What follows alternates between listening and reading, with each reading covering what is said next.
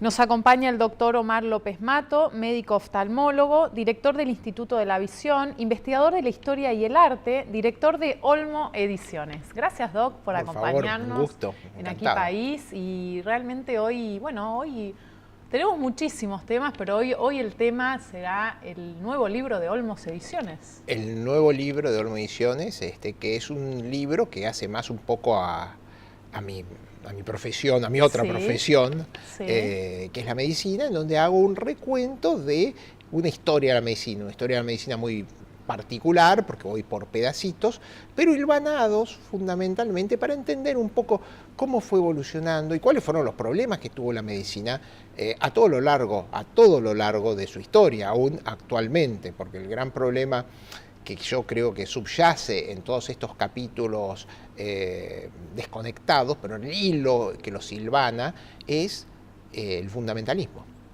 Bien. El tema de decir sí porque sí. Sí porque sí. Y gran parte de la medicina fue en cierto momento una estructura fundamentalista, es decir, porque Galeno lo dijo, ya está. Tenemos, no sé, el pulmón dividido en 3 fragmentos porque Galeno lo dijo. O el alma viaja por la sangre porque Galeno lo dijo. No era Galeno, no le echemos la culpa a Galeno, que tiene culpa de algunas cosas, también lo dijo Hipócrates. Y entonces toda la historia de la humanidad, toda la historia de la medicina, es ir tratando de revertir porque Galeno lo dijo, o porque Hipócrates lo dijo, o porque Celso lo dijo. Los grandes médicos del Renacimiento, Celso, Servet, Harvey, son los médicos que en un momento dicen, no, para, el corazón late, dice Harvey, ¿no? Y fíjate, el corazón late y el pulso está correlacionado con el corazón. Servet dice,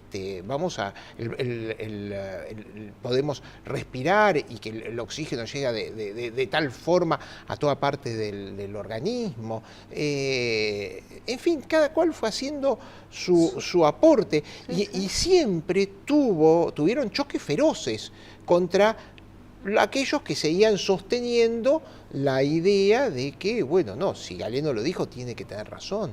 Gran parte de la historia de la medicina y lo que se enseñaba en las facultades era eso. Entonces, bueno, por más que fuera evidente, es más, en ciertas universidades de Europa, si es que uno discrepaba con lo que decía Galeno, se lo multaba al médico. Claro. Tenía que pagar por la diferencia. Claro. Y bueno, y eso sigue de una forma u otra a todo lo largo del siglo XX. En el siglo XX hay que entender que el siglo XX es un gran proceso también fundamentalista, sobre todo los primeros 50 años, de lo que llamábamos la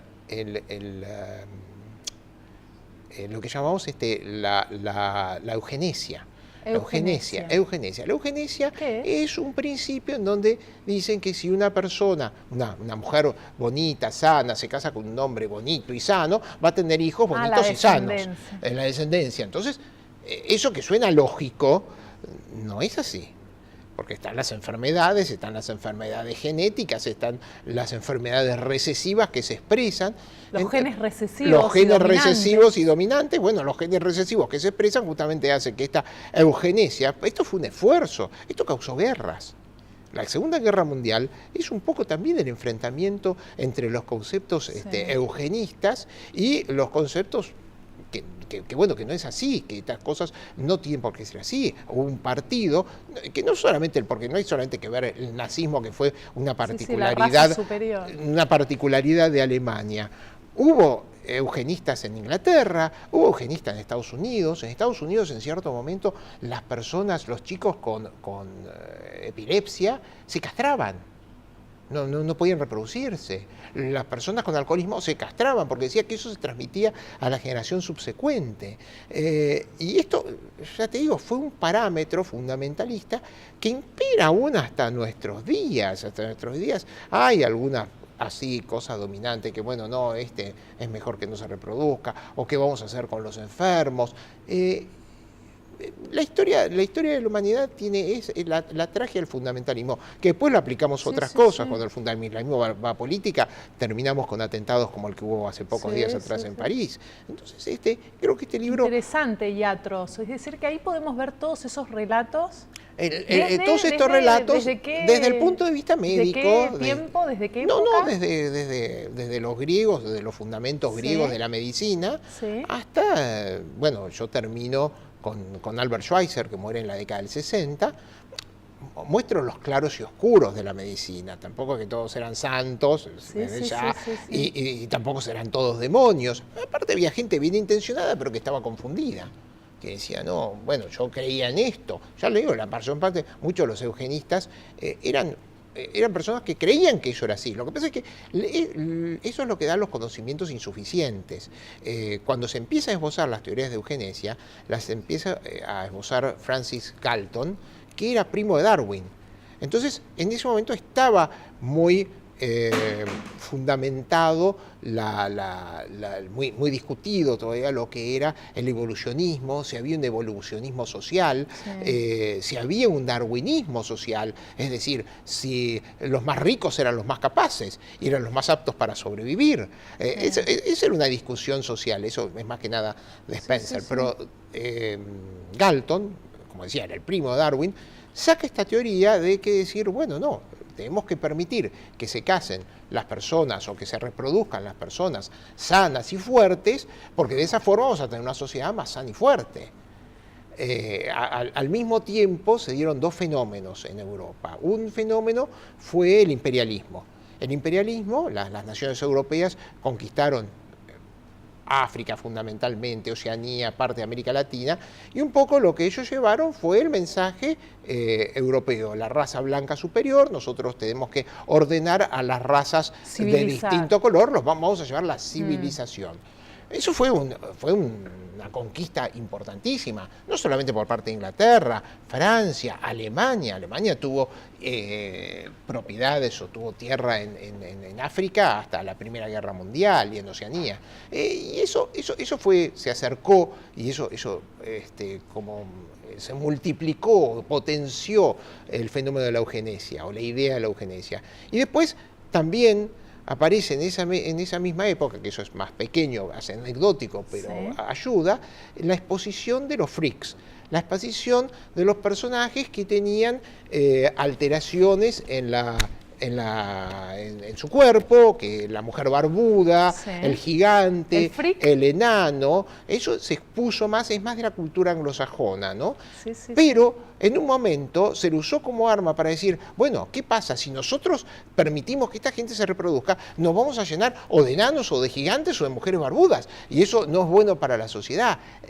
Fue un elemento que se tomó, y la exposición, que parecía inocente y parecía divertida, en realidad bajo esa subsacía este fenómeno de la eugenesia que, como te vuelvo a decir, signó gran parte del siglo XX.